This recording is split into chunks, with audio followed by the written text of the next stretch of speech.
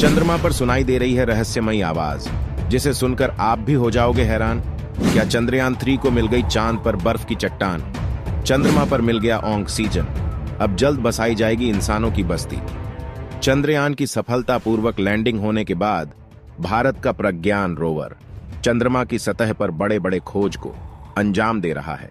इसी बीच प्रज्ञान रोवर ने आज एक बहुत ही बड़ा खुलासा कर दिया है। रोवर में लगे आधुनिक उपकरणों ने आज चंद्रमा की सतह पर कई गैसों और खनिज पदार्थों की खोज की है। साथ ही कुछ ऐसी रहस्यमयी फोटो को अपने कैमरे में कैद की है जिसको देखने के बाद आपके भी होश उड़ जाएंगे। आज इस वीडियो में उन्हीं सब रहस्यों से पर्दा उठाएंगे और रोवर द्वारा भेजी गई उन सभी रहस्यमयी तस्वीरों और वीडियो को देखेंगे। लेकिन उससे पहले अगर आप भी अपने इसरो के वैज्ञानिकों को सपोर्ट करते हैं तो वीडियो को लाइक कर दीजिए और कमेंट में जय हिंद लिख दीजिए। दोस्तों, जैसा कि हम सभी को पता है कि रोवर को चंद्रमा की धरती पर गए 1 हफ्ते हो चुके हैं और दुनिया भर के लोगों की निगाहें हमारे चंद्रयान मिशन पर टिकी है।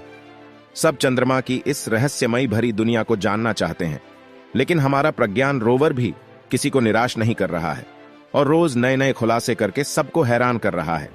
इसी बीच चंद्रमा पर रोवर को एक रहस्यमयी आवाज सुनाई दी है, जिसे रोवर ने अपने डिवाइस में रिकॉर्ड कर लिया है और इसे इसरो स्पेस सेंटर पर भेज दिया है। वो कौन सी रहस्यमयी आवाज है, हम आपको इस वीडियो में सुनाएंगे।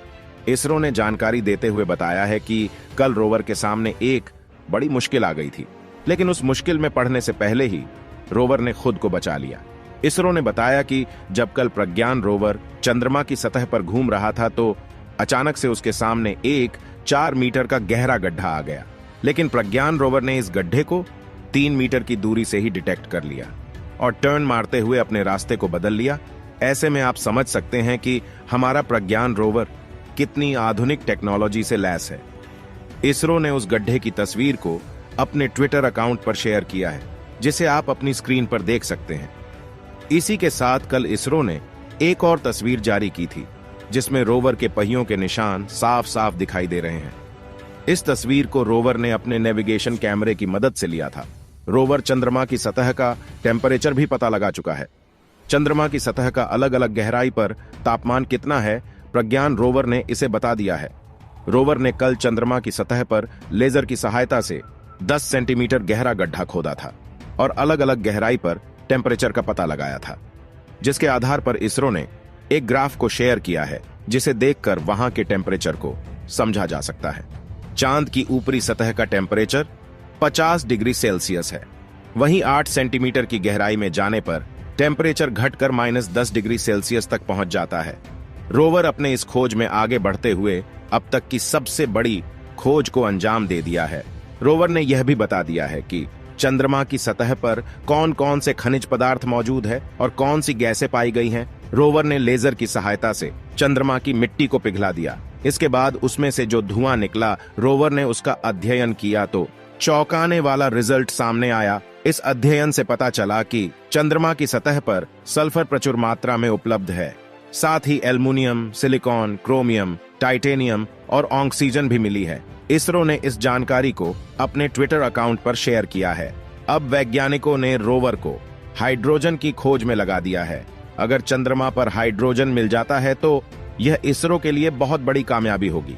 हाइड्रोजन और ऑक्सीजन को मिलाकर जल का निर्माण किया जा सकता है। साथ ही हाइड्रोजन की मदद से रॉकेट में प्रयोग किए जाने वाले ईंधन को बनाया जा सकता है। लैंडर से निकलने के बाद प्रज्ञान रोवर चंद्रमा की सतह पर चल रहा है। 1 हफ्ते में रोवर अभी तक चंद्रमा की सतह पर 12 मीटर ही चल पाया है, जबकि इसरो ने रोवर को प्रतिदिन 30 किलोमीटर चलाने की योजना बनाई थी। इसरो की कोशिश यही रहेगी कि बचे हुए समय में प्रज्ञान रोवर 200 से 300 मीटर का सफर कर सके और ज्यादा से ज्यादा जानकारियों को एकत्रित कर सके। प्रज्ञान रोवर चंद्रमा की सतह पर 14 दिन तक लगातार अपने कार्य को जारी रखेगा, जिसमें से 7 दिन पूरे हो चुके हैं। अब रोवर के पास सिर्फ 7 दिन का टाइम और बचा है। इसी 7 दिन के भीतर रोवर को और बहुत सी खोज को अंजाम देने हैं, क्योंकि 7 दिन के बाद चंद्रमा पर अंधेरा छा जाएगा और टेम्परेचर माइनस में चला जाएगा, जिसके चलते रोवर और लैंडर काम करना बंद कर देंगे। 14 दिन बाद जब फिर से चंद्रमा की सतह पर दिन निकलेगा और प्रज्ञान रोवर के सोलर पैनल पर सूरज की रोशनी पड़ेगी तो हो सकता है कि रोवर एक बार फिर से काम करना स्टार्ट कर दे। लेकिन इसके बारे में अभी कुछ कहा नहीं जा सकता है। प्रज्ञान रोवर को चंद्रमा की सतह पर टहलते देखकर हर भारतीय का सीना गर्व से चौड़ा हो जाता है। लेकिन आपको बता दे, रोवर को एक स्थान से दूसरे स्थान तक ले जाने की प्रक्रिया बहुत जटिल होती है। इसमें रोवर सबसे पहले अपने रास्ते की प्लानिंग करता है। इसके बाद रोवर नेविगेशन कैमरे की सहायता से रास्ते की फोटो को लेता है, वहां के टेम्परेचर और वातावरण को समझता है। फिर सारे डेटा को रोवर विक्रम लैंडर को भेजता है। इसके बाद विक्रम लैंडर इन सभी डेटा को चंद्रमा के ऑन ऑर्बिट में घूम रहे प्रोपल्शन मॉड्यूल को देता है। फिर प्रोपल्शन मॉड्यूल सारे डेटा को इसरो के स्पेस सेंटर पर भेज देता है। फिर उस डेटा को अच्छे से समझा जाता है। देखा जाता है कि रोवर के रास्ते में कोई गड्ढा या कोई रुकावट तो नहीं है। सब कुछ ठीक होने पर इसरो वहां से रोवर को आगे बढ़ाने का कमान देता है। इस प्रक्रिया को करने में काफी वक्त लग जाता है, क्योंकि पृथ्वी से 3,84,400 किलोमीटर दूर सिग्नल भेजना कोई आसान काम नहीं है। चलिए दोस्तों, अब आपको वो रहस्यमयी आवाज सुनाते हैं जिसे प्रज्ञान रोवर ने चंद्रमा की धरती से भेजा है। ये वो आवाज है जो चंद्रमा पर गूंज रही है। चलिए अब आप इस आवाज को ध्यान से सुनिए।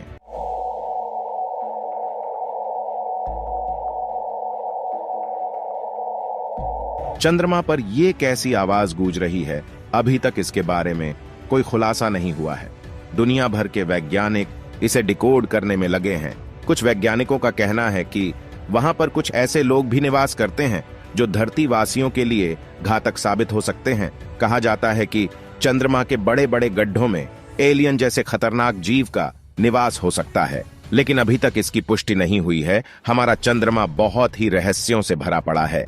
रोवर इन्हीं सब रहस्यों से पर्दा उठाने के लिए लगातार अपने कदम को आगे बढ़ा रहा है। प्रज्ञान रोवर ने आज अपने नेविगेशन कैमरे की मदद से चंद्रमा की धरती से पहली बार विक्रम लैंडर की तस्वीरें भेजी है। विक्रम लैंडर जब से चंद्रमा की सतह पर गया है, अभी तक रोवर ने लैंडर की कोई भी तस्वीर नहीं भेजी थी।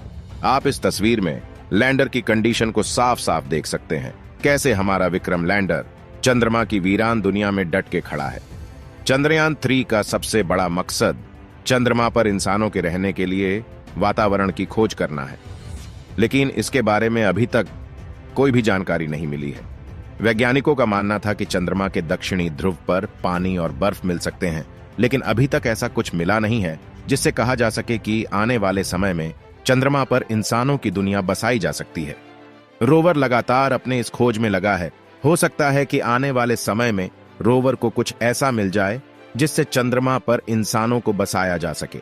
अगर हमारा चंद्रयान 3 मिशन पूरी तरह से सक्सेसफुल रहता है और कुछ महत्वपूर्ण जानकारियों को एकत्रित कर लेता है, तो आने वाले समय में इसरो चंद्रमा पर इंसानों को रिसर्च करने के लिए भेज सकता है। अब देखना यह है कि बचे हुए समय में हमारा प्रज्ञान रोवर किन किन महत्वपूर्ण जानकारियों को खोज कर निकालता है। दोस्तों, आपको क्या लगता है, क्या आने वाले समय में चंद्रमा पर इंसानों की बस्ती बसाई जा सकती है? कमेंट में अपनी राय जरूर दें। वीडियो पसंद आई हो तो वीडियो को लाइक करके दोस्तों को भी शेयर करें। ऐसे ही और वीडियो को देखने के लिए चैनल को सब्सक्राइब करें।